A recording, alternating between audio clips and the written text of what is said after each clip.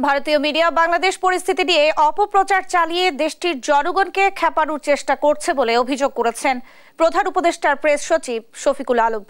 মঙ্গলবার সন্ধ্যায় foreign service একাডেমিতে সমসাময়িক পরিস্থিতি নিয়ে ব্রিফিংয়ে প্রেস সচিব বলেন, ভারতীয় মিডিয়া ভুল তথ্য ছড়াচ্ছে। তারা যাচাই না করে সংবাদ প্রচার করছে, যার প্রেক্ষিতে ভারতীয় জনগোষ্ঠী ক্ষেপে যাচ্ছে।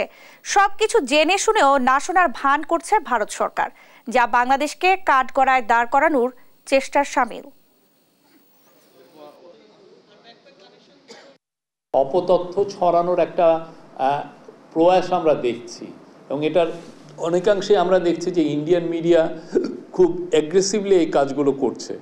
তো সেইটার জন্য আমাদের আসলে এটা জাতীয়ভাবে ঐক্য তৈরি করে আমাদেরকে বলতে হবে যে তোমরা আসো, দেখো কি হচ্ছে। আমাদের জাতীয় ঐক্যটা এইখানে খুব জরুরি। তো আমাদের দেশকে নিয়ে আমরা সবাই মিলে সবাই ঐক্যবদ্ধভাবে আসলে এই মিস ইনফরমেশন ক্যাম্পেইনের বিরুদ্ধে আমাদেরকে নামতে হবে।